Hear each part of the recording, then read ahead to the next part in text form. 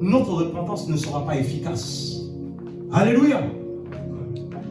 Donc la première des choses, pour parvenir, pour expérimenter la repentance, c'est la conviction du péché. La conviction du péché. Bien-aimé, tu peux être avec ta femme et tu lui parles, tu lui reproches quelque chose. Tu vas parler du matin jusqu'au soir. Si elle n'est pas convaincue de péché par rapport à ce que tu es en train de dire, elle ne va jamais se repentir. Tant qu'elle ne comprend pas, elle ne va pas se repentir. La repentance viendra lorsque elle va comprendre ce que tu lui dis. Elle va comprendre. Quand tu vois les choses, c'est en ce moment-là, elle va te demander pardon. Vous savez, souvent, nous, on a notre vision des choses. Nous avons notre manière de voir. Et si les gens ne voient pas comme nous voyons, mais on va beau parler, les choses ne changent pas. Les choses changeront lorsque les personnes vont voir les choses comme nous on voit.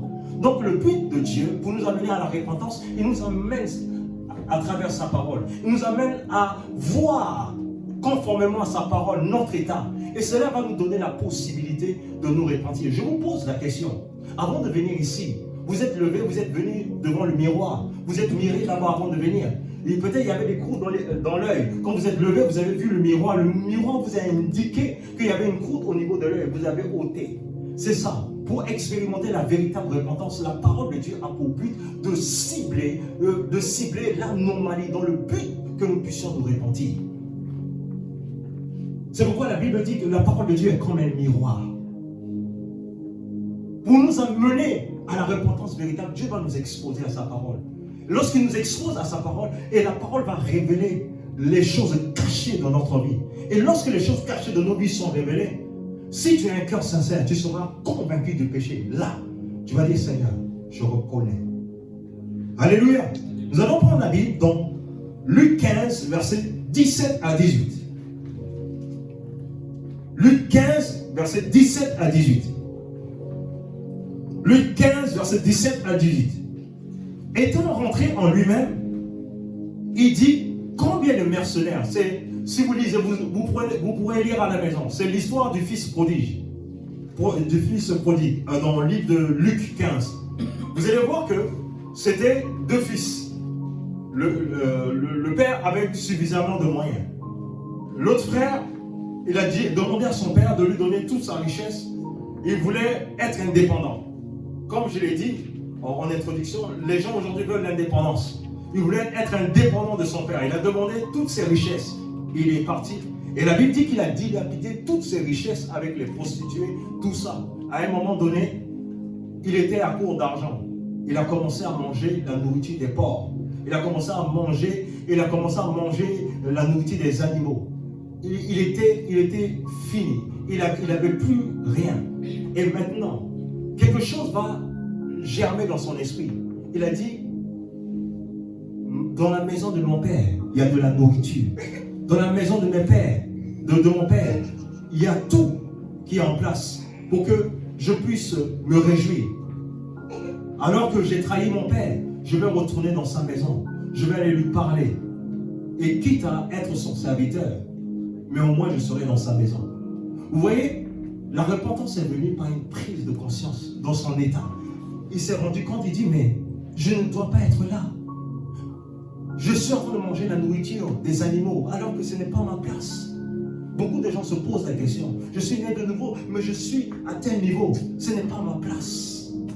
Le changement commence par une prise de conscience. Là où il n'y a pas de prise de conscience, il n'y a pas de changement.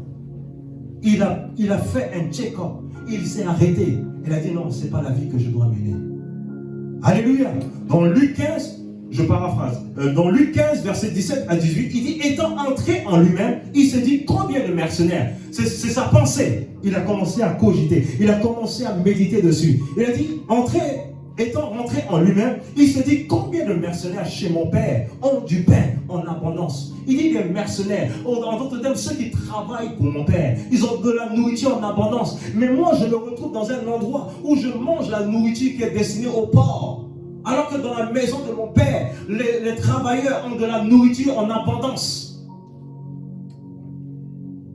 Et moi, ici, je meurs de faim.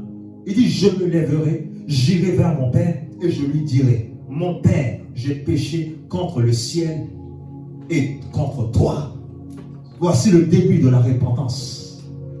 La repentance commence par un examen où tu te poses. Tu rentres au plus profond de toi. Il a observé. Il a dit, ce n'est pas la vie que je dois mener. Ce n'est pas la vie que mon Père avait planifiée pour moi. Mais je me suis retrouvé dans cette vie par rapport à mon désir d'indépendance. Mais je n'arrive pas à joindre les deux bouts. Je veux repartir vers mon Père. Et je lui dirai, mon Père, j'ai péché contre toi. Il n'y a pas de repentance véritable s'il n'y a pas de prise de conscience. Ce matin, le Seigneur va nous donner la possibilité d'être vrai, d'être sincère avec nous-mêmes. Parce que pour expérimenter véritablement une repentance sincère, c'est un examen. De reconnaître que là où tu es, ce n'est pas là où Dieu te veut. Alléluia. Il dit, je me lèverai, j'irai vers mon Père et je lui dirai, Père, j'ai péché contre le ciel et toi. Vous voyez, lorsque vous péchez, vous péchez, ce n'est pas la peine de vous éloigner de Dieu. Beaucoup de personnes se disent, oui, j'ai péché, j'ai honte, je n'ai pas envie de prier. Parce que j'ai péché contre Dieu, je ne peux pas prier. Bien aimé, c'est une fausse conception. Dieu vous voit, Dieu vous veut tel que vous êtes. Venez à Dieu tel que vous êtes.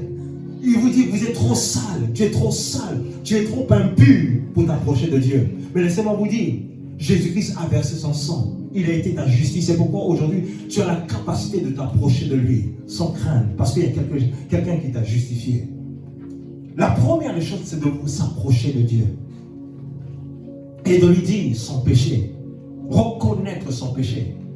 La conviction de péché te pousse à demander pardon à Dieu pour reconnaître ton péché. Vous voyez la première des choses. Il dit, je vais vers mon Père. Je vais dire, j'ai péché contre toi. Il faut reconnaître son péché devant Dieu. La repentance commence par le fait de pouvoir reconnaître son péché. Alléluia. Si vous ne développez pas cela, l'ennemi va faire en sorte que votre cœur va s'endurcir. Votre cœur va s'endurcir si vous ne reconnaissez pas vos péchés. Si vous ne venez pas devant Dieu pour lui dire, Seigneur, j'ai péché contre toi. Bien aimé, moi, quand je veux me repentir, je me répands dans toutes les lignes, dans tous les détails. Je mets tous les détails devant Dieu. Seigneur, j'ai eu telle pensée, j'ai fait ceci, j'ai fait cela, j'ai fait ceci, j'ai fait cela. Et Seigneur, maintenant je te demande pardon. Parce que ça commence par l'examen. Reconnaître son état. Bien aimé, si tu demandes pardon, le pardon ne change pas. Sans pour autant faire un examen. Alléluia. Tout le monde doit faire un examen. Je vous assure que ce qui influence, ce qui touche le cœur de Dieu, c'est le cœur que nous déployons, pas nos prières, pas le fait de jeûner, pas le fait de prier, mais l'attitude de cœur. Regardez David, qui n'avait pas le Saint-Esprit, qui était dans l'Ancien Testament, mais il a opéré comme dans le Nouveau Testament. Et Dieu l'a appelé l'homme selon mon cœur. L'homme selon mon cœur. Imaginez-vous, je vais illustrer cela. Quelqu'un peut nous lire Psaume 51. Quelqu'un peut nous lire Psaume 51 à partir du verset 1 en allant. Je vais vous dire là où vous allez vous arrêter. Quelqu'un peut prendre un micro rapidement, s'il vous plaît. Quelqu'un peut lire rapidement Psaume 51. Pour illustrer un peu ce que je suis en train de dire. Quelqu'un veut lire rapidement.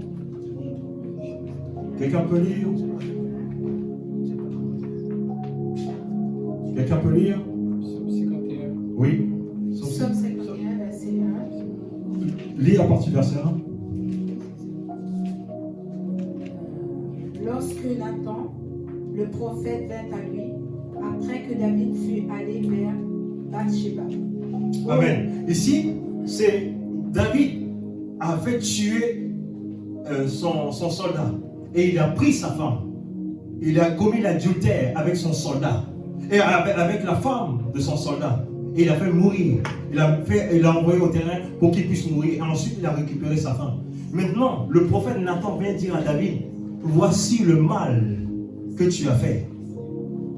Voici le mal que tu as fait. Continue, s'il te plaît. Ô Dieu, aie pitié de moi dans ta bonté selon ta grande miséricorde, efface mes transgressions. Lave-moi complètement de mon iniquité et purifie-moi de mon péché. Car je reconnais mes transgressions. Alléluia. La première des choses, David n'a pas cherché à justifier. David n'a pas cherché à justifier son péché. David n'a pas cherché à justifier, à argumenter avec Dieu. La première des choses, il a reconnu devant Dieu. Et il a fait un péché très grave. Le fait de commettre l'adultère et de pousser au meurtre, de tuer le soldat. Tu prends la femme de quelqu'un et tu assassines. Mais plus tard, Dieu va dire que c'est l'homme selon mon cœur. Quelqu'un qui a tué, quelqu'un qui a commis l'adultère. Et Dieu va dire de lui, l'homme selon mon cœur. Qu'est-ce qui a fait la différence?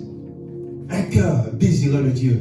Il venait à Dieu avec ses faiblesses. Le monde nous a dit pour être serviteur de Dieu. Le monde nous a dit pour pouvoir servir Dieu, il faut être correct, il faut ceci, cela. Bien aimé, Dieu vous veut tel que vous êtes. Venez à Dieu tel que vous êtes. Venez à Dieu avec vos manquements. C'est lui qui changera votre histoire. Tu peux continuer.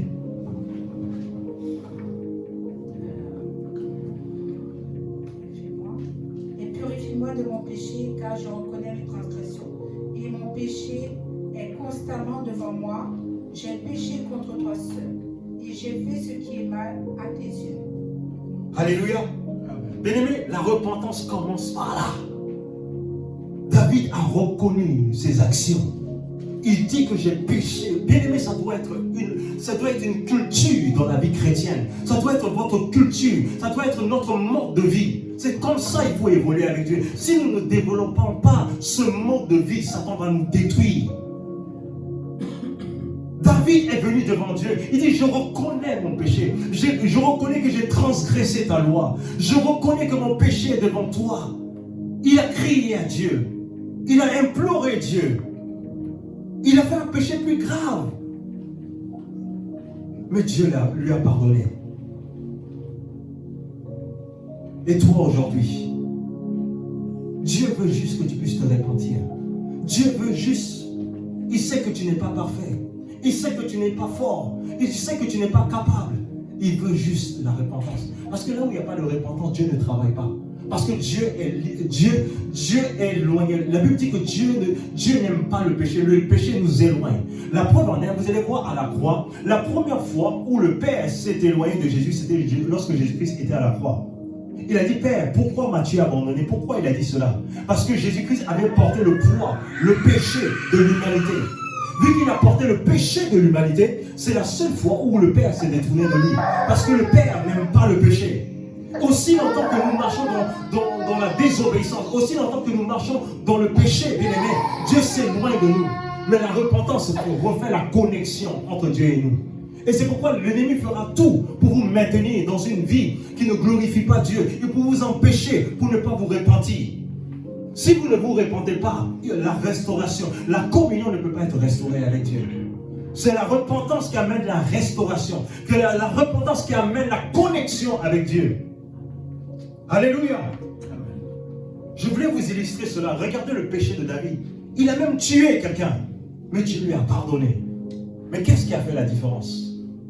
L'ennemi nous fait comprendre que lorsque tu as commis un péché, tu dois t'éloigner de Dieu. Tu dois t'éloigner de ta communauté. Va loin, tu es trop sale, tu ne peux pas aller devant Dieu comme ça. C'est faux, c'est un mensonge. David est venu avec ses transgressions. Venez avec vos transgressions. Vous dites, Seigneur, je ne suis pas digne. Je reconnais que je ne suis pas digne. J'ai péché contre toi. Mais ton sang a coulé pour moi. Je m'approche de toi, non pas sur la base de mes efforts, mais sur la base de la justice de Jésus. Et c'est comme ça qu'on doit faire pour bénéficier du pardon. David n'avait pas le Saint-Esprit en lui. Mais David a expérimenté la main de Dieu. En plus forte raison, toi et moi aujourd'hui, nous avons le Saint-Esprit en nous. David n'avait pas le Saint-Esprit en lui. Mais il a bénéficié de cette grâce de Dieu. Alléluia. Donc premièrement, reconnaître son péché devant Dieu, bien-aimé. Vous devez reconnaître vos péchés devant Dieu. La deuxième chose, c'est la confession. La deuxième chose, c'est la confession. Il y a une chose de reconnaître, il y a une chose de confesser. Alléluia. Et on confesse vers la personne à qui nous avons fait du tort. Vous allez voir dans le livre de Luc 15, vous allez voir que le fils prodigue va aller vers son père qu'il a offensé. Il ne va pas s'adresser à une autre personne. Il ne va pas s'adresser à un intermédiaire. Il va aller directement voir le concerné. Alléluia. Dans Luc 15, versets 20 à 21, la Bible dit, il se leva et alla vers son père. Comme il était encore loin, son père le vit et fut ému. Il courut se jeter à son cou et le baisa. Le fils lui dit, mon père, j'ai péché contre toi. Je ne suis pas digne d'être appelé ton fils. Il allait confesser cela. Bien-aimés, vous devez confesser vos fautes aux personnes auxquelles vous avez fait du mal. Il y a une chose de reconnaître. Tu peux reconnaître que tu as fait du mal à quelqu'un.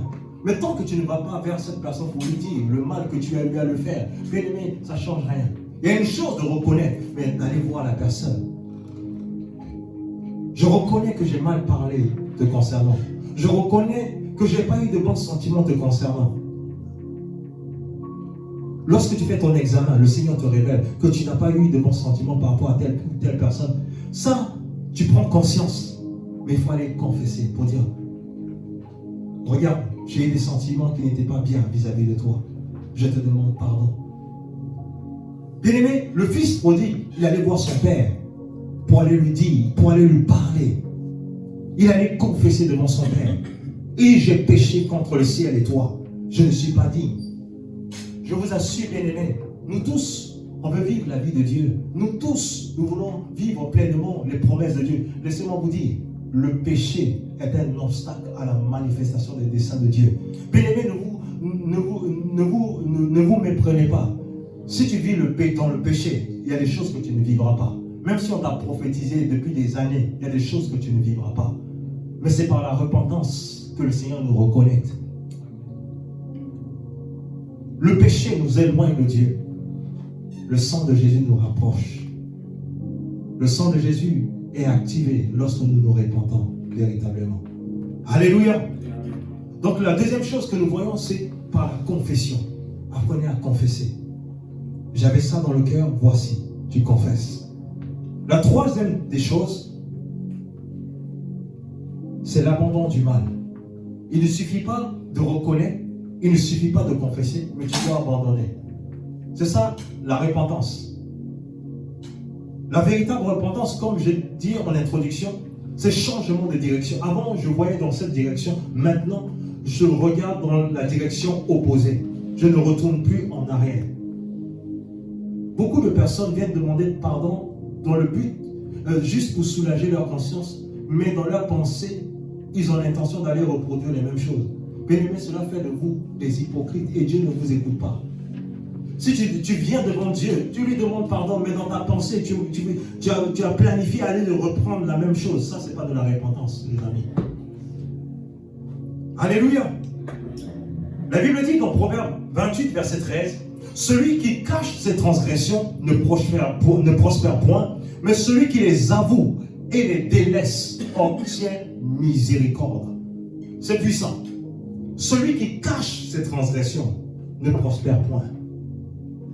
Bien-aimé, lorsque tu caches ton péché, lorsque tu couvres tes péchés, tu ne pourras pas expérimenter la puissance, la miséricorde de Dieu. Mais la Bible dit que quand tu les avoues et que tu les délaisses, tu obtiens miséricorde.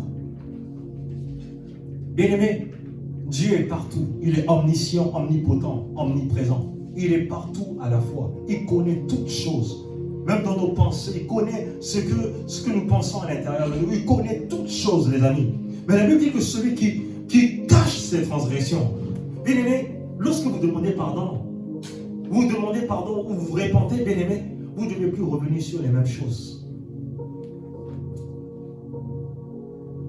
Lorsque vous demandez pardon, vous devez abandonner la chose que vous avez pratiquée, qui a heurté le cœur de Dieu. Vous ne devez plus repartir dans votre vomi. Vous ne devez pas repartir avec les choses que vous avez transportées hier, les amis. Quand tu te répands, tu dois tout abandonner. Lorsque tu te répands, tu dois tout laisser derrière. Vous dites, à partir d'aujourd'hui, c'est une nouvelle vie qui commence pour moi. Voici, je dois regarder dans telle direction. Et c'est comme ça que nous devons agir. Pourquoi Dieu n'a pas mis les yeux derrière nous? On ne peut pas marcher à l'arrière. On marche pour aller devant. Alléluia. Dieu a mis les yeux devant pour que nous puissions foncer, pour que nous puissions avancer, pas retourner, les amis. Alléluia. Tu dois abandonner le mal. Bien-aimé, on nous a prêché un évangile que tu peux vivre ta vie dans le péché comme tu veux. Dieu comprend. Dieu, ceci, cela. Je vous assure, le péché nous sépare de Dieu. Il y a des prières que tu feras, tu jeûnes, tu pries. Dieu ne va pas t'exaucer. Je vous le dis déjà. Parce que Dieu a déjà tout pourvu. Il a pourvu son fils. Il a donné son fils pour régler le problème du péché. Mais tu veux venir à lui sans passer par son fils. Quelqu'un qui a déjà résolu. Bien-aimé, je vous assure, le péché est un obstacle à l'accomplissement des desseins de Dieu dans notre vie. Le péché que vous voyez est un obstacle à l'accomplissement des desseins de Dieu. Il y a des gens qui se plaignent. Oui, je jeûne, je prie, mais je ne vois pas. Mais quand tu jeûnes, tu pries, tu ne vois pas. Qu'est-ce qui fait en sorte que Dieu n'arrive pas à se manifester dans ma vie? Parce que le péché bloque l'intervention de Dieu.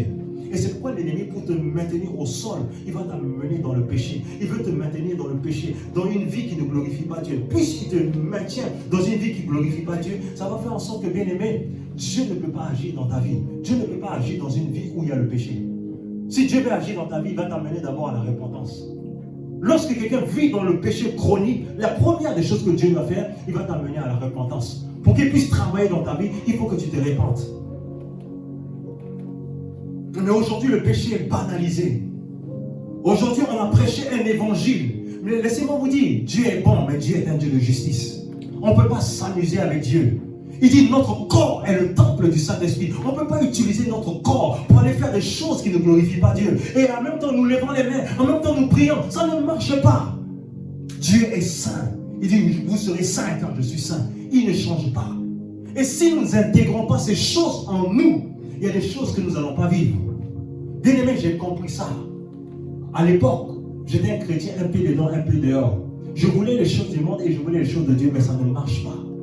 Et c'est lorsque j'ai compris que pour que Dieu puisse agir dans ma vie, il faut que je sois tout entier à lui.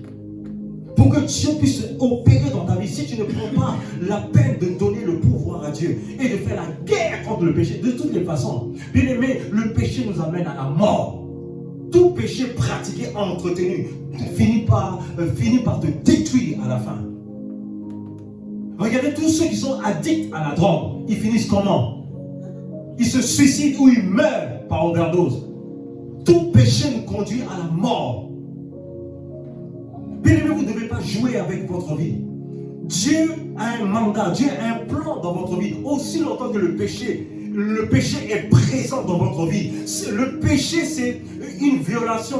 Le péché est traduit par le fait de pouvoir manquer la cible, manquer le but, le fait de ne pas marcher conformément à ce que Dieu dit.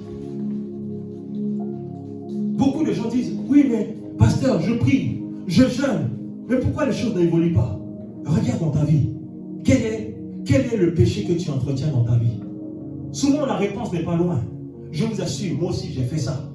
Moi, j'étais à l'école, je trichais, je priais, mais ça ne marchait pas. Je trichais en même temps et je priais. Je jeûnais pour l'examen, mais ça ne marchait pas. On ne mélange pas Dieu. Et lorsque je me suis repenti, j'ai dit, Seigneur, c'est fini la tricherie. Je veux me focaliser sur toi. J'ai commencé à réviser, j'ai commencé à me donner les moyens. Et je m'asseyais devant. Et Dieu m'a fait grâce, j'ai réussi. C'est pour vous dire, tant que le péché est dans votre vie, les oreilles de Dieu sont fermées. Je vous dis, les amis, Dieu ne joue pas avec le péché. Imaginez-vous quelqu'un qui était prêt à faire mourir son fils à la croix pour le péché.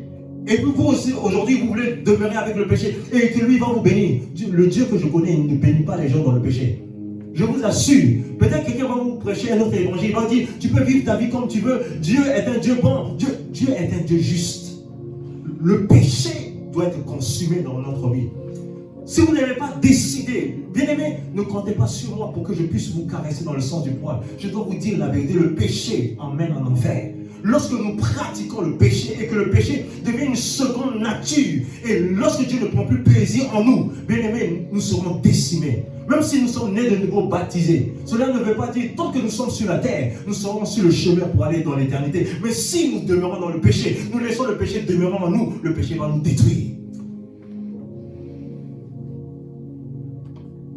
Bien-aimés, nous sommes nés de nouveau. Nous sommes du monde. Nous ne sommes pas du monde. Nous sommes de Dieu. Mais laissez-moi vous dire, le péché continue toujours à nous poursuivre.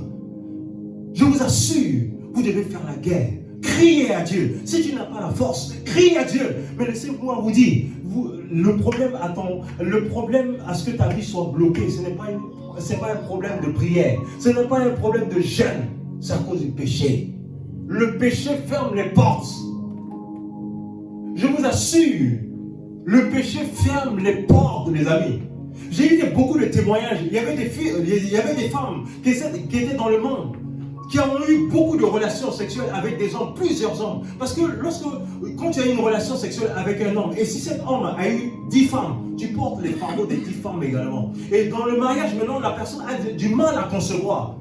Mais il faut traiter cela. Il faut commencer à prier. Pourquoi? Parce qu'il faut neutraliser l'origine.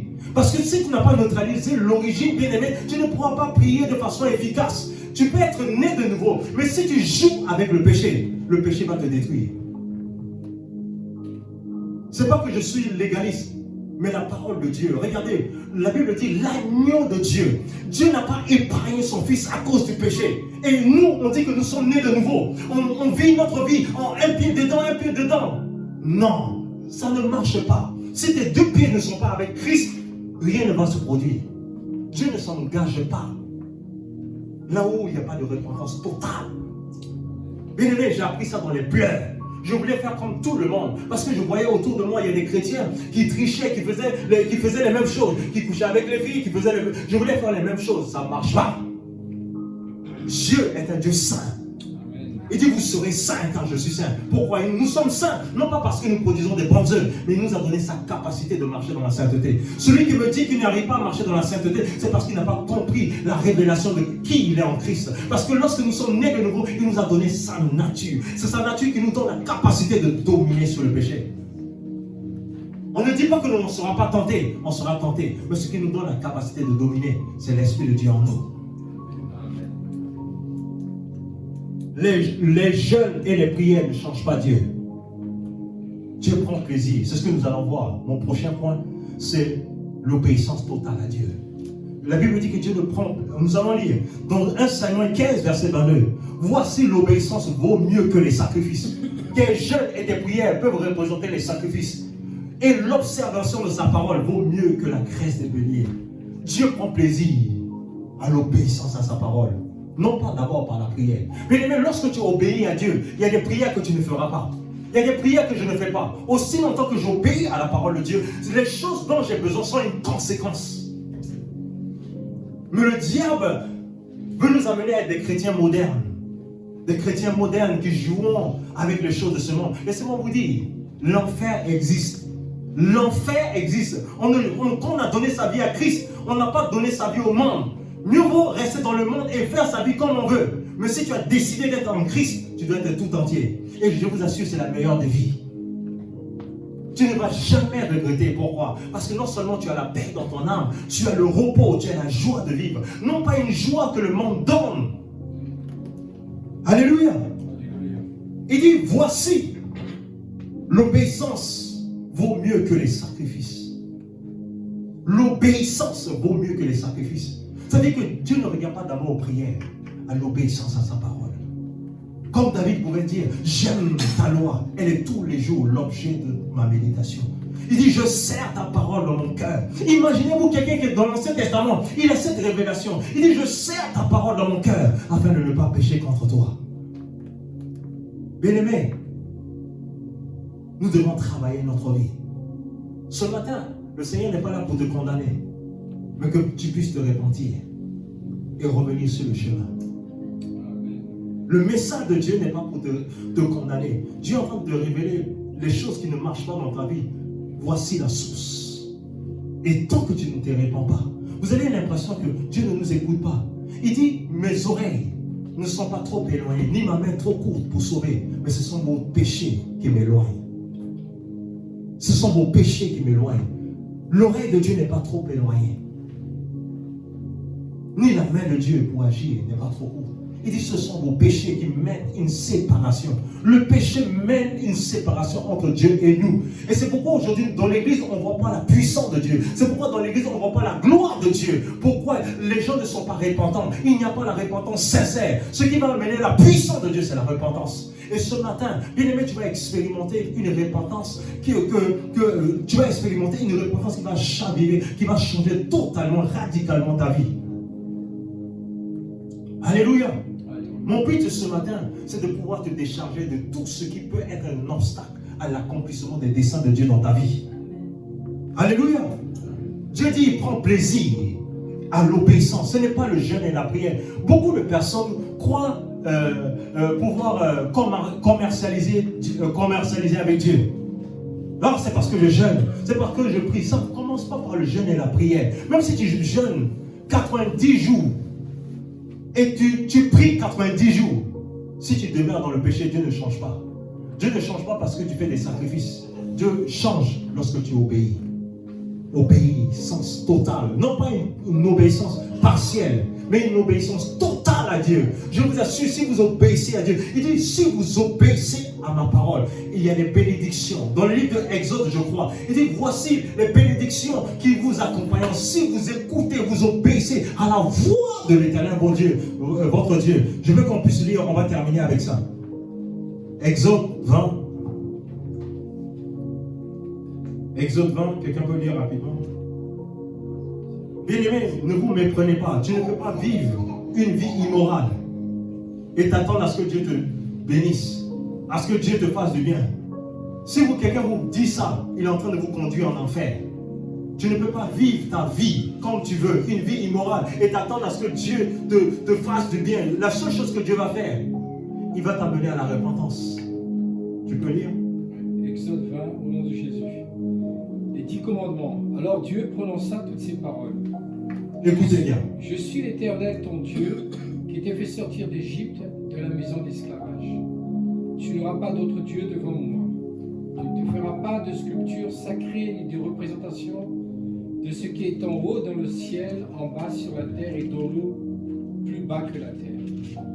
Tu ne te prosterneras pas devant elle et tu ne les serviras pas. Non, je crois que c'est 28, je crois. C'est 28, c'est pas le bon verset. Non, c'est pas 28. Non, c'est 3. Je sais pas, je ne me rappelle plus du verset. Normalement, il dit. C'est dans les Exode 20 qu'il y a les 10 commandements. Non, c'est pas les 10 commandements. En fait, il parlait au peuple, il dit que si vous obéissez à ma voix, voici les bénédictions. Je crois que c'est Deutéronome. C'est Deutéronome plutôt. Deutéronome 28. Ça me venait à l'esprit, c'est Deutéronome 28. Voilà, c'est bien. Deutéronome 28, au nom de Jésus. Écoutez bien. Si tu obéis à l'Éternel ton Dieu en respectant et en mettant en pratique tous ces commandements que je te prescris aujourd'hui, l'Éternel ton Dieu te donnera la supériorité sur toutes les nations de la terre. Alléluia. Il dit l'Éternel te donnera la supériorité sur toutes les nations. Ça dit qu'il te donne la puissance sur tout. Continue. Voici toutes les bénédictions qui se déverseront sur toi et seront ton lot lorsque tu obéiras. Lorsque tu obéiras. On n'a pas dit lorsque tu prieras, lorsque tu jeûneras. On est d'accord. On dit lorsque tu obéiras. La bénédiction n'est pas rattachée à la prière.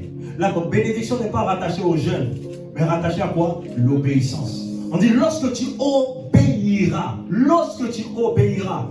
Bien-aimé, ça doit être un mode de vie. Si tu veux voir la gloire de Dieu, marche dans l'obéissance à Dieu. Lorsque Dieu dit tu seras saint, mon corps est le temple du Saint-Esprit. Je ne suis pas mon corps restera dans la sainteté. Mon corps restera dans la pureté. Lorsqu'on dit que tu ne voleras pas, tu ne voleras pas. Vous voyez, il dit si tu obéis. On n'a pas dit si tu pries. On n'a pas dit si tu jeûnes. Si tu obéis à la voix de l'Éternel ton Dieu, à la parole de Dieu. Voici la clé de la bénédiction. Ce n'est pas le jeûne, ce n'est pas la prière. Tu dois chercher, qu'est-ce que je dois obéir? Je vais opérer dans le domaine de l'entrepreneuriat. Quels sont les codes, quels sont les principes de Dieu auxquels je dois me soumettre, auxquels je dois obéir pour pouvoir bénéficier des portes dans ce domaine. Dans le domaine dans lequel tu dois opérer, il y a des principes de Dieu, tu dois te soumettre, tu dois appliquer ces principes, tu dois obéir à ces principes pour voir la manifestation. Ça ne commence pas par la prière, les amis. Si c'était la prière, il y a des gens, il y a des moines, il y a des gens qui jeûnent, qui prient plus que nous. C'est l'obéissance. Qu'est-ce qui a rendu Jésus grand? C'est l'obéissance. La Bible dit, dans le livre de Philippiens 4, il n'a pas regardé comme une proie arrachée d'être égal à Dieu. Il s'est dépouillé en prenant la forme d'un serviteur. Et la Bible dit, c'est pourquoi Dieu l'a souverainement élevé. C'est à cause de son obéissance que Dieu l'a souverainement élevé. Il lui a donné le nom au-dessus de tout nom. L'obéissance nous donne du poids. L'obéissance nous donne de la puissance. Il y a des gens qui ne pourront pas dominer les ténèbres aussi en tant que vous êtes maintenus dans le péché. C'est pourquoi vous allez prier à certains esprits, vous allez commander à certains esprits, ils ne vont pas partir. Pourquoi vous êtes dans le péché? Si tu es dans le péché, le diable ne t'obéit pas. Alléluia, je vais m'arrêter là. Je veux vraiment que tu puisses déchirer ton cœur. Je veux que tu puisses déchirer ton cœur devant Dieu ce matin. Tu as entendu ce message n'est pas là pour te juger, pour te condamner. Mais Dieu veut que nous puissions déchirer nos cœurs. Élève ta voix et commence à prier. Seigneur Dieu de gloire, je te demande pardon pour mes transgressions. Je reconnais que le cœur que j'ai développé vis-à-vis de toi n'est pas le bon cœur. Je te demande pardon pour mes transgressions. Je te demande pardon, Seigneur Dieu de gloire, de ce que j'ai emprunté des voies qui n'étaient pas tes voies. La séduction a gagné mon cœur. Je te demande de me purifier. Je te demande de me sanctifier. Je viens devant toi, non pas pour montrer que je suis grand. Je ne suis rien. Je suis un enfant devant toi. Je reconnais mes fautes. Je reconnais mes faiblesses. Je viens me dépouiller de toute mon iniquité. Je viens me dépouiller de tout péché. Je reconnais mes fautes. Je reconnais mes manquements. Je reconnais mes faiblesses. Ce matin, je viens m'humilier. Je viens humilier mon âme devant toi. Je reconnais mon péché. Purifie ma vie. Purifie mon cœur. Je te demande pardon. Pardonne-moi, Seigneur de la gloire, de ce que j'ai développé une vie chrétienne monotone, une vie chrétienne qui ressemblait au monde. J'ai associé le monde, Seigneur, à ta parole. J'ai associé le monde à ta parole. Je veux te demander pardon ce matin. Pardonne-moi de ce que j'ai aimé le monde plus que toi. J'ai cherché la séduction. Seigneur, délivre-moi de la séduction. Je reconnais mes fautes. Je reconnais mes faiblesses. Seigneur, je veux m'abandonner totalement à toi. Je veux me livrer. Je reconnais que je ne suis pas digne. Mais je viens devant toi par le sang de Jésus. Purifie ma vie, sanctifie ma vie. Purifie ma vie et sanctifie ma vie. Seigneur Dieu de gloire, rends-moi sensible. Rends-moi sensible à ta présence. Là où j'avais perdu la sensibilité de ton esprit, redonne-moi la sensibilité. Redonne-moi la sensibilité. Seigneur Dieu de gloire, ne me laisse pas être endurci. Endurci dans mon âme. Endurci dans mon cœur. Je me répands de mes mauvaises voies. Je me répands de mes mauvaises paroles.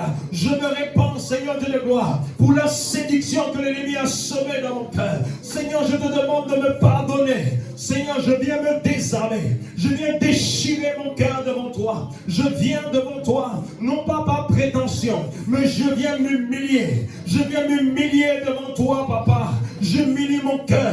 J'humilie mes pensées devant toi. Je veux me décharger, Seigneur Dieu de gloire. Le péché a détruit ma vie. Le péché m'a bloqué depuis des années. Mais Seigneur, je l'ai laissé traîner dans ma vie. Aujourd'hui, Seigneur, je prends la décision. Je prends la décision de me séparer et de pouvoir d'obéir à ta voix, d'obéir à ta parole, d'obéir à tes commandements. Seigneur, tu m'as donné ton esprit. Je t'en supplie, aide-moi. Je t'en supplie, aide-moi. Purifie ma vie. Et dit, si tu obéis à la voix de l'Éternel, Seigneur, fais de nous une église qui est obéissante à ta voix. Seigneur Dieu de gloire, ne nous laisse pas être une église mondaine, une église focalisés, Seigneur Dieu de gloire, sur les choses contraires à la sainte doctrine. Accorde-nous la grâce d'être une église obéissante aux valeurs, aux principes du royaume. Seigneur, nous voulons nous soumettre à toi. Nous ne voulons pas être modernes, Seigneur de la gloire, au point d'être éloignés de toi. Mais nous voulons nous soumettre à ta gloire. Nous voulons nous soumettre, Seigneur, à ta parole, Seigneur. Viens changer nos cœurs. Viens changer nos vies. Viens purifier nos cœurs. Viens purifier nos âmes ce matin. Ce matin, nous avons besoin de la restauration. Nous avons besoin d'un changement radical dans le nom puissant de Jésus. Dans le nom puissant de Jésus. Au nom de Jésus.